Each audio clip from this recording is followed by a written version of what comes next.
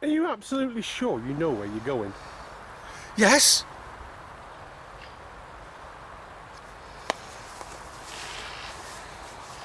I mean, absolutely sure you know exactly what you're doing and where you're going? Yes.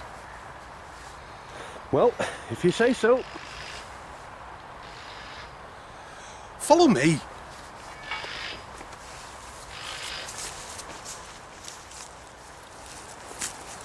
Are you sure you're warm enough?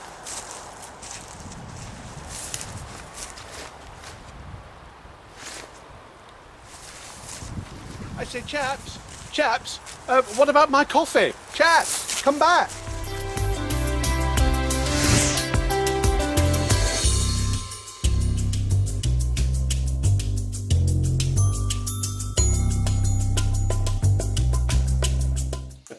You can hear the lads working away in the background.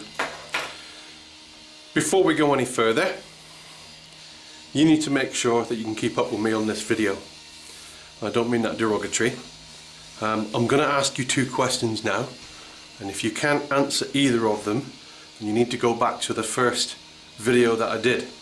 So if you're up for a little bit of a challenge, then right, it's quite an easy one. The first one, I'm going to show you a picture for 10 seconds. You can pause it if you wish. I don't have a problem with that. It's getting the information right's more important than a race. It's not a race. So the picture will come up, and what you have to do is give me the grid references, 4-figure, of numbers 1 and 3. Do that now.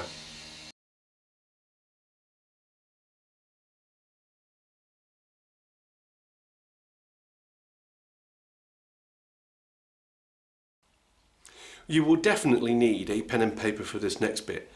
I will be showing you a series of pictures. One side being a sections through ground, land shapes, etc.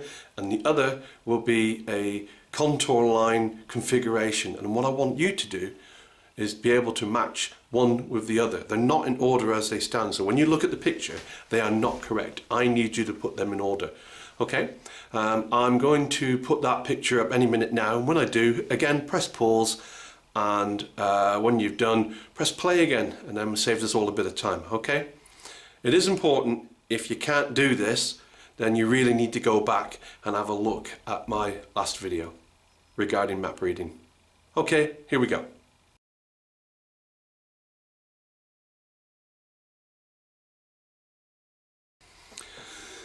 So what are we going to do from here? Well, there's lots of stuff we need to cover. We need to cover the compass in detail, but I'm not going to go through that today. What we will need to do is look at orientating the map to the ground and find our location on the ground. That's a good start point. So let's get out there now and let's have a look at how we orientate maps and find our location on the ground.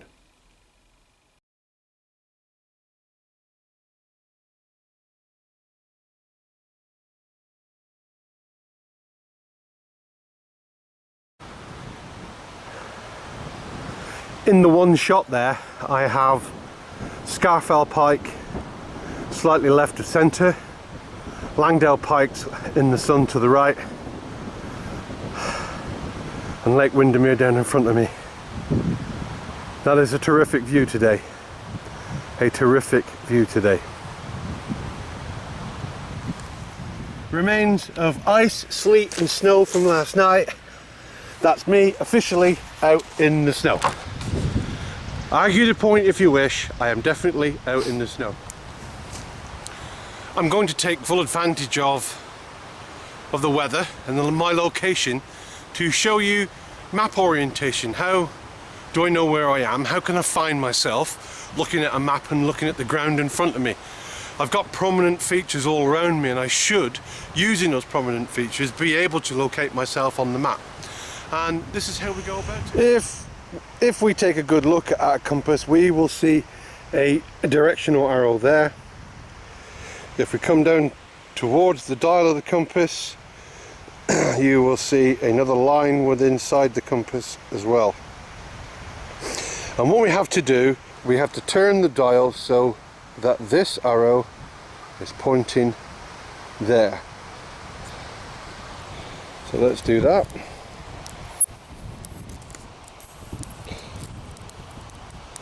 Okay, north is now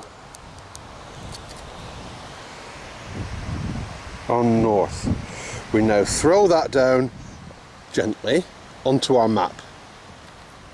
So we place our compass onto our map. What we're aiming to do here is line up the compass with the side of the compass with the blue grid lines on the map. And if you look at my compass now, you can quite clearly see that the north arrow is pointing well off north. And all we have to do now is simply turn the map, ensuring that the edge of the compass remains in line with the grid lines, and until the needle falls within the internal arrow of the compass, and then we can be 100% sure that we are orientated to the ground, and whatever I look out in front of me is actually in front of me. So let's move this map now and orientate it to the ground.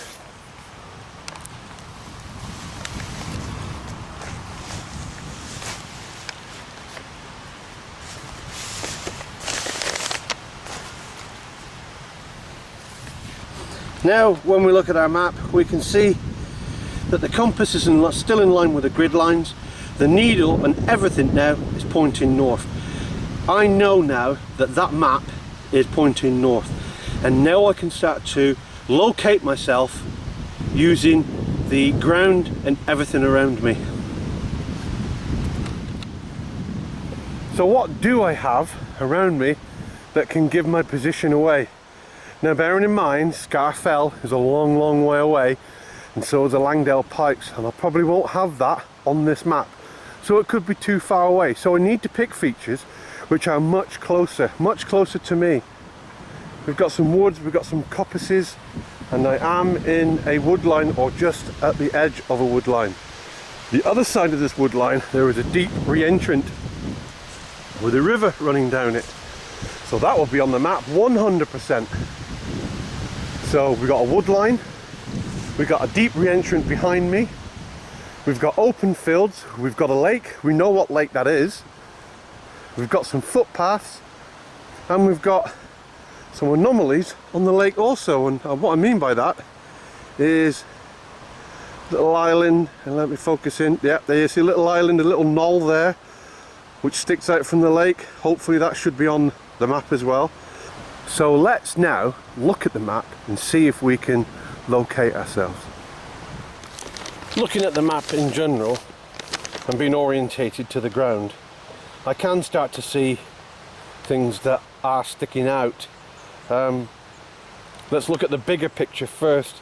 Over in the distance there's a prominent mound. It's actually called Lowrig Fell, and I can see Lowrig Fell quite clearly on this map. It's straight out in front of me, and it starts here and works its way up just out of shot of the camera. So there's a prominent mound right here at the head of the lake. What else can I see? I can also see over to slightly to the left this re-entrant here, Pool Wyke and Sandy Wyke. I can see that quite clearly on the ground, and as I come round here I can also see a prominent house, a feature on the ground which is there, which is Poolwood Bay. I can see that very clearly. So I'm starting to home myself in. I know now that I'm over this direction somewhere. I'm over here.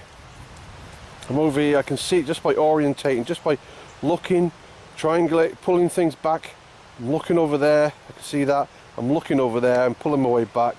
And if I zoom into the map even more, I know where I am in reality, but I've got to be able to find it. Now I followed this footpath up here from this hotel, disused quarry, and I'm edge of a wood, remember?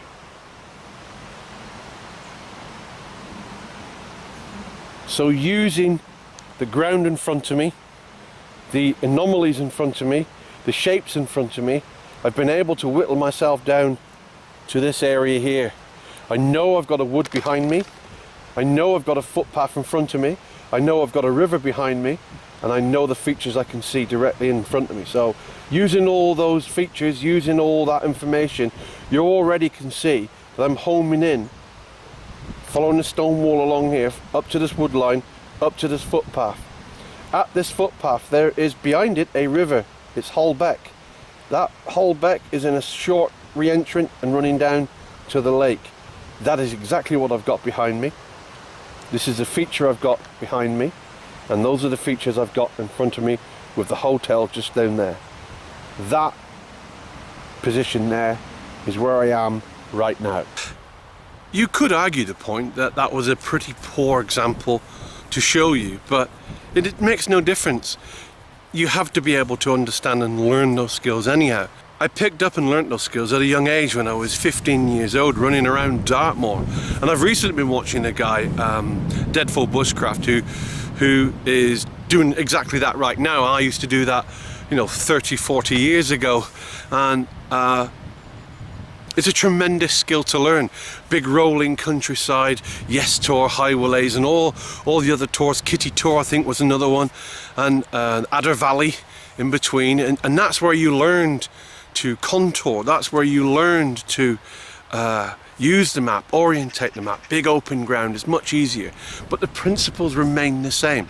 If you're in that location, if I was in that location and I needed to know where I was, I could use the ground in front of me, a big expanse of water, the end of a lake. I could see the end of a lake, or what appeared to be the end of a lake, and a process of elimination. And using those skills that I learned many, many years ago, you can wind it down and position yourself quite accurately. Now, fair shout, I knew exactly where I was before I even started, but that's not the point. How I pinpointed the area, the features that I looked at and brought myself down, that's the point. I already knew where I was, it's irrelevant. You've got to learn those skills too. And it's vital for you to make sure that you keep on track and keep going. Here's something I just want to quickly cover. You will see hundreds of these gimmick button compasses on lots of different gear. This one's actually got a bubble inside. You can see the bubble there. Actually got a bubble inside. And I wouldn't use those to navigate with. However, there's one thing that these little button compasses can do. So don't write them off 100%. They are totally not accurate, but every one of those compasses is pointing north. Notice my camera is actually affecting that one. Let's see that. Woo! So every one of those compasses is pointing north. Not when I bring my camera next to it, which is an important issue. So if you had to orientate yourself, if you had to orientate a map, you could use a button compass to do it. So don't write them off. People slag them off and say they're absolutely useless. They're not useless. They're not accurate and you wouldn't rely on one, but they can help you in an extreme situation, and that's their point, okay? So don't write them off completely. If you know there's a road south of you and you head south and you can keep heading south using that compass, you'll eventually hit the road. How can that be a bad thing? It's not, is it? Map cases. Paper map, pretty much useless, out in the open ground on its own. First shower, first bit of rain, first bit of moisture is going to destroy your map. There are quite a few different types of map cases, some expensive ones and some budget ones, and some really, really budget ones that work quite effectively well. Okay, first map case we're going to look at is the silver. This is a very soft rubber map case. It's what I call a quarter map. I don't know what the correct term, I think it's just a medium-sized map case, but I call it a quarter map. The reason being, yeah, you've probably figured that bit out already. A quarter of the map in it, you can visibly see a quarter of the map. And that is 1, 2, 3, 4, 5, 6, 7, 8, 9, 10, 11k, 3, 4, 5, 6, 7, 7.5k. So 11k by 7.5k visible map out in front of you. So you don't need to change your map so often here. As you're traveling along, you might only do 11k in that day, and you might not need to change it at all that day. So that's the silver medium map case, or quarter map. I don't like about this is really soft rubber, and sometimes it can be quite difficult to get your map in and out. It's just the way it folds, and the way it grips the paper. It's really rubbery and really sticky. But a good map case will fold up in your pocket. Notice I don't have any cords on that one because basically I usually fold it up like that. I don't have it in the top of my Bergen or in my pocket. I don't have maps hanging around my neck. I don't like to see that. Next online we have a budget version with its neck cord. That means I haven't used it. Unlike this raggedy old one here with no neck cord, I have definitely used that many times. But there's these two budget ones, usually about £5 of these. I don't know how much the silver ones are anymore. These are about £5. You can get them cheaper as well if you look hard enough. I quite like these. You will get that sort of amount. You got 1, 2, 3, 4, 5, 6, 6 by 1, 2, 3, 4, 5, 6, 6 and a bit, 6 by 6 K square. You know, you can get quite a reasonable tabbing distance before you need to refold your map again. So again, not too bad. And the downside of these is that they seem to have pockets on the back. They all seem to have pockets on the back, which are pretty much useless. I've never found anything useful to go into the back of there. Not even notebooks, no pens, nothing. They don't seem to work. Also, these budget ones, these can tear because they're not really, they're made in some little chop shop somewhere and God knows where, and they don't last too long. We've got a little internal pocket there, which probably is the best pocket in a map case ever. But there you go. Downside of this, waterproof one side. That will eventually become non-waterproof and the rain and water will get in, and on really extreme weather conditions this will fail and your corners of your map will start to saturate, fold in on you, and you'll end up with holes in the middle of your map, because that's just the way it is, I'm afraid. Now, although for £5, better than having just your map on its own.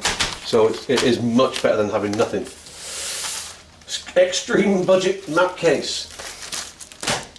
This is a freezer bag. And I use these too because I like them. Exactly the same space. Will fold up, go into my pocket, just like anything else. I have no problem with using that at all. None. Absolutely fine. It's totally waterproof as well. Once that's zipped in, it's done. It's done. It's a good waterproof map case. And so don't always think that you have to rush out and buy that, because you don't, because that will suffice. And that is 10,000 times better than that, having nothing. You know, if you've got half a dozen of these lying around in your kitchen, steal them, put them in your kit, use them as map cases if you have to, but at least you'll have something. So there we go. From map cases, gimmicks that will help you with your route. I'm going to focus in on here a little bit now.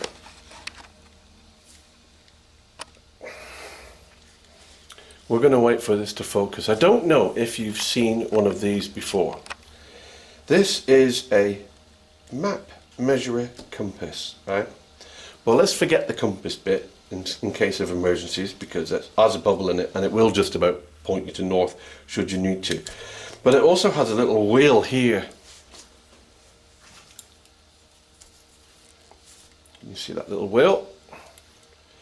The idea being that you place this, you centralize it to 0, you place this on your map and you follow the road or route or the path that you're going to go to, and you go round and round and round, and when you've finished, and you can look at exactly how many miles and kilometres you're going to do. Whoopee-doo, I hear you scream. Well, no, not really. The scale of this one is 1 to 5,000 and 1 to 20,000. 1 to 50,000, but not 1 to 25,000. That's no good to me. That's 1 to 25,000. If you start using those distances on there, you're not going to be accurate at all. So be mindful. If you feel like picking one of these up and thinking, that'll save me a bit of time and effort, make sure that the maps you use are the scale that you use too. So 1 to 20,000, much use is tits on a fish to me, that. Rubbish. Let's move on to route cards.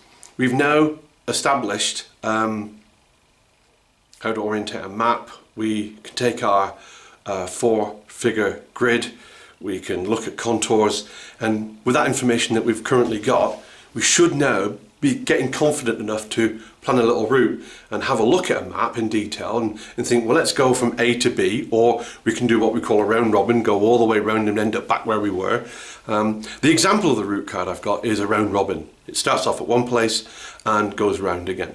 Now, what I think I might do is show you the example of the route card next to give you a rough idea on how they work.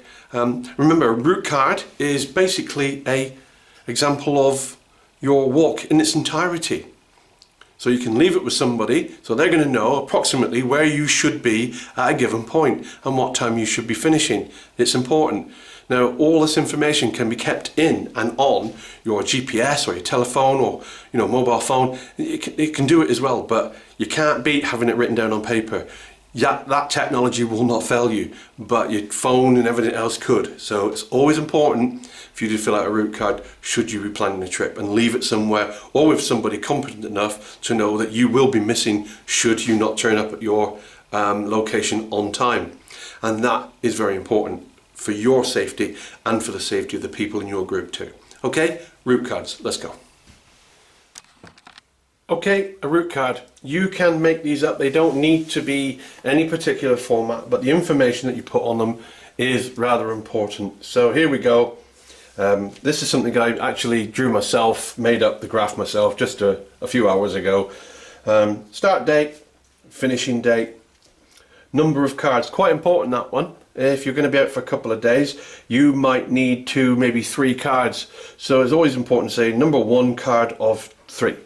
So people know what to expect and what to look for, so there could be more than 1 card lying around. Number of people in group, in this case 1, me. I will add, it's not always a good idea to go hiking on your own should something go wrong, but there you go, that's entirely up to you. Contact details, MAFT UK, mobile number, blah blah blah, home telephone number, blah blah blah.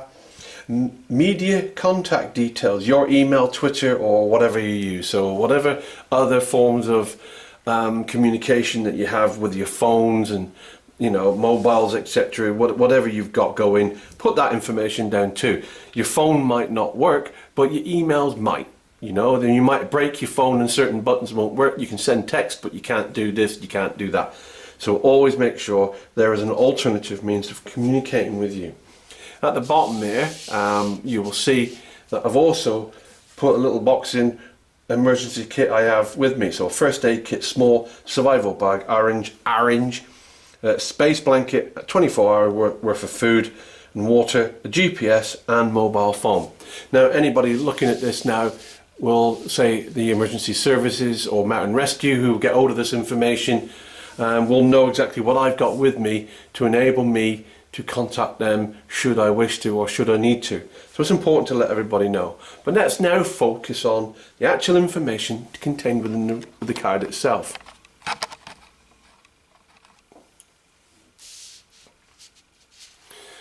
Okay, we do this in legs. So we're going to go leg 1.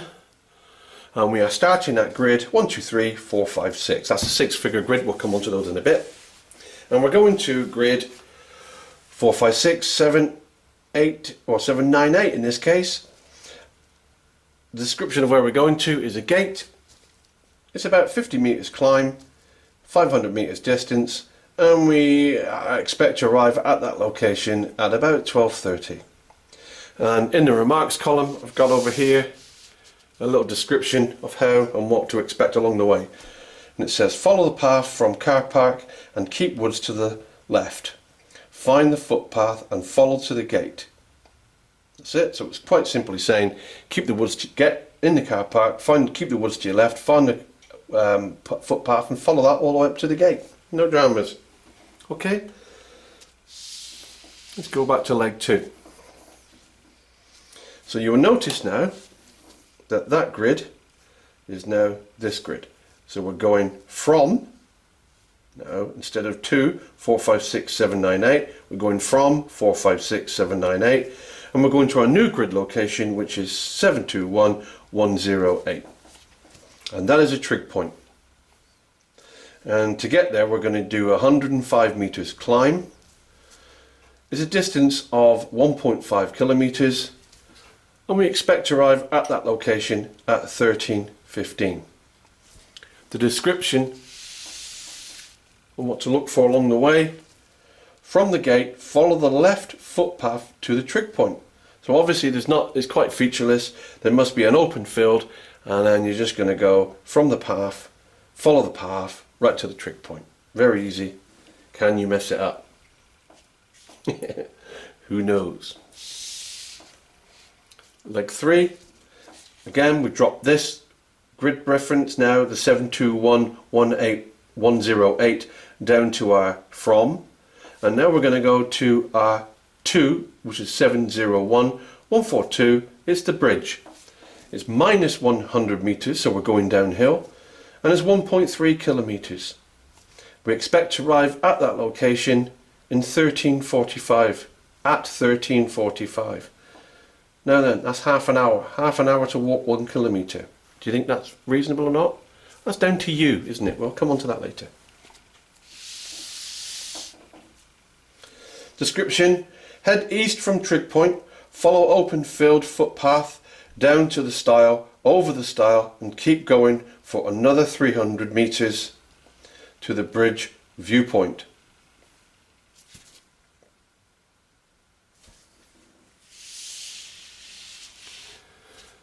Leg 4, we're not going to get leg 4 first because we've put down here break for lunch, 30 minutes.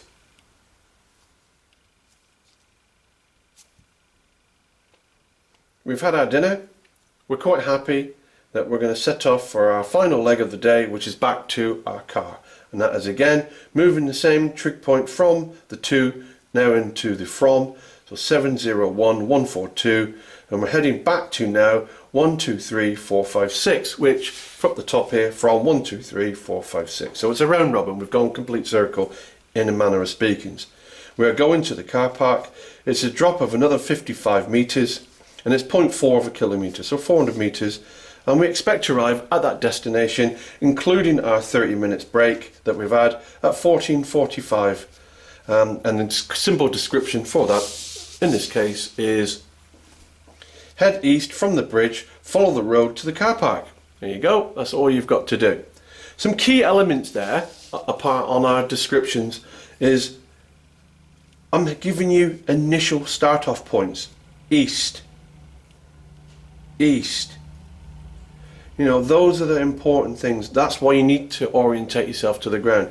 So when you start your walk, you're not heading off south, north or west. In these both particular locations, you're heading off into the east direction, and that gives you the right direction for the footpath, and I'll explain that in a second.